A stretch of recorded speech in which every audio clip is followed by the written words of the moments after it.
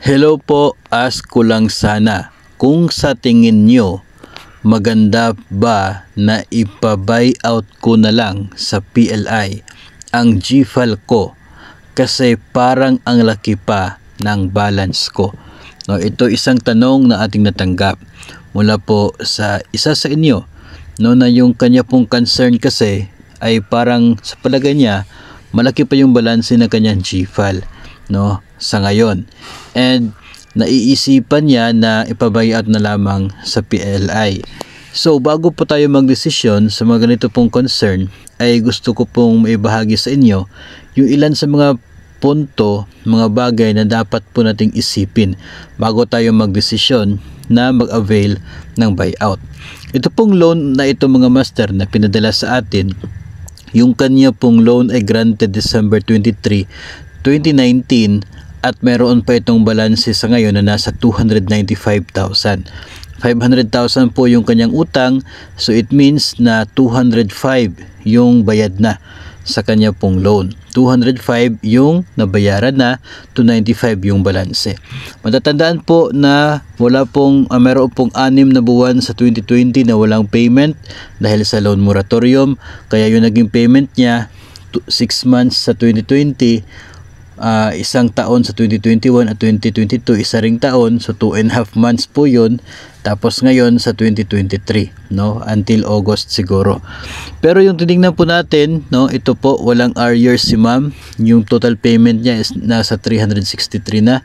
Doon sa 363 na yon mga master, 205 doon para sa kaniyang principal payment, no, so meron pong natira na 158,000 para po yun sa interest at sa insurance ng loan mula noong December 2019 hanggang sa kasalukuyan.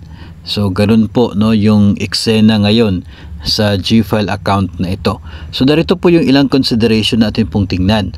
Kapag gusto po na ipa-buyout ang loan, hindi po pwede na yung amount na nakikita doon, yun lamang po yung applyan sa bangko. Kasi yun pong amount na nandun, yun po yung babayaran doon sa GSIS. Ang bangko po, ang PLIs ay meron pong 6% na service fee upon loan application. Kaya kinakailangan po ng ating sender na mag-apply ng nasa 315,000 mula sa isang PLI, 18,900 dito para sa service fee ng PLI, at yung natitirang 296,000 ay gawing pambayad doon sa kanyang GFAL sa GSIS. At ang mangyayari niyan kapag pina-buyout na mayroong 5 years term, yung end of the loan term, no, yung pagtatapos ng kanyang utang sa GFAL, matatapos sana ito ng July 2026. Pero kung ito ay ipa-buyout ngayong buwan, September, matatapos yung kanyang loan doon sa PLI ng August 2028. No, kasi nga balik sa uno, no, yung magiging payment pag pina-buyout sa PLI. So madadagdagan ng 2 taon itong term ng kaniyang loan, no, so, supposedly. Pero ang advantage naman kung ating titingnan, ito pong amortization. Kasi sa GFAL nasa 9,634 yung kanyang amortization until the end, no, noong hanggang sa 2026. Pero yung 315,000 na uutangin niya sa PLI ay meron lamang itong amortization na nasa 6,640.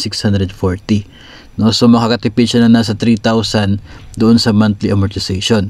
Ang problema natin dito mga master, maganda po, no, kung bagong loan ito doon sa PLI. Pero kung mayroon na siyang existing loan doon sa PLI, ang mangyayari ay mas malaki yung kanya maging service fee kasi hindi lamang 315 yung kanyang i-applyan na loan sa PLI, kundi higit pa po dyan kasi kinakailangan niya rin pong bayaran yung balanse ng kanyang existing loan sa PLI. No? So assuming na meron siyang 200,000 sa PLI tapos nag-apply siya ng buyout, so mag-apply siya na nasa 500,000 doon sa bangko at magkakaroon ito ng service fee na nasa 30,000, no, kapag nag-apply ng buyout.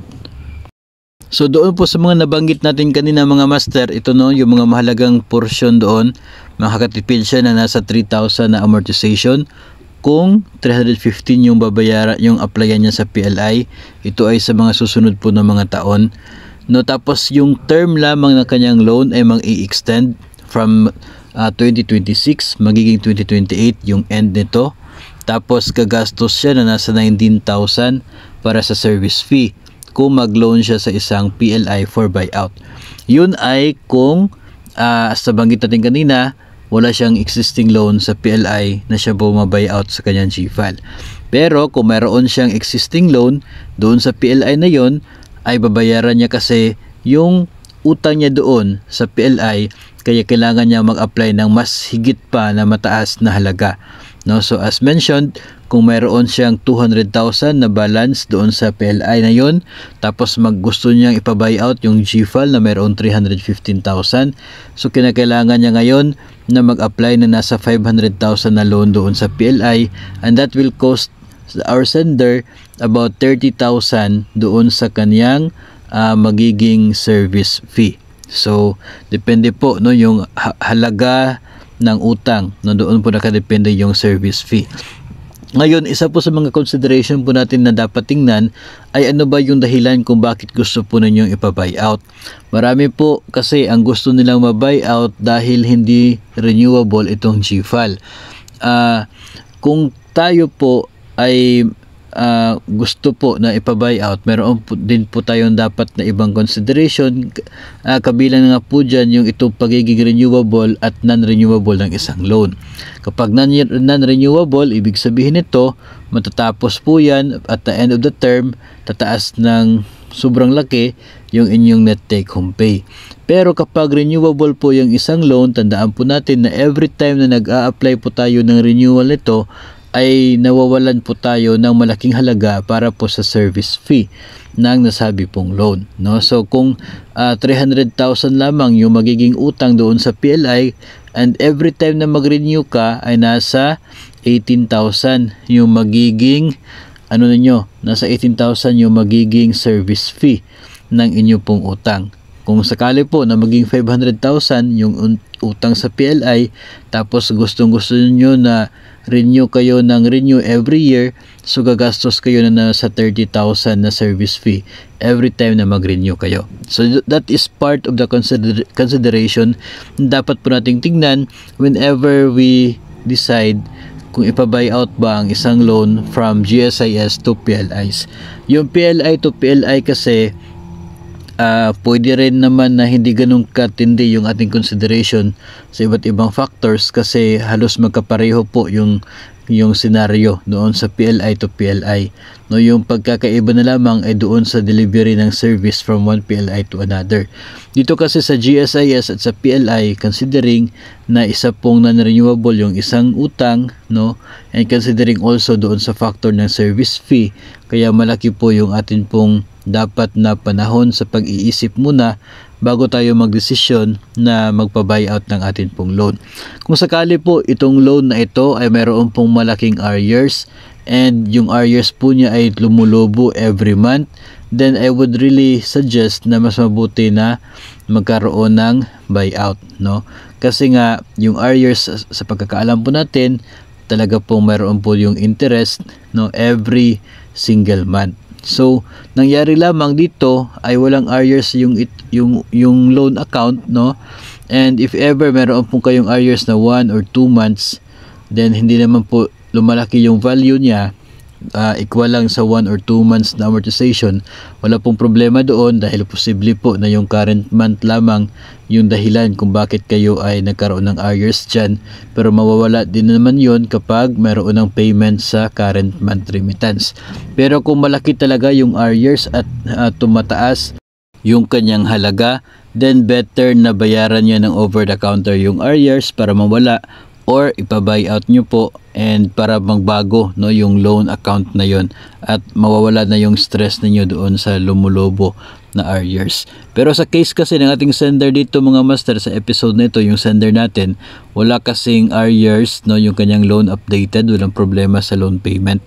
Kaya yung mga nabanggit po natin na considerations, yun po yung dapat na isipin, no. Hindi po tayo makaka-decide kung dapat bang i-buyout na or wag muna, no. So matapos po natin ma-present yung mga factors na yon, mga halagang yon, ay that's the time na yung kayo as borrowers or itong ating sender can decide kung saan yung mas mabigat para sa kanya, no, saan yung mas matimbang at saan yung mas gugustuhin niya na maging sakripisyo kapag siya ay magdedesisyon either to buy out or not dito sa kanyang GFAL papunta sa private lending institution.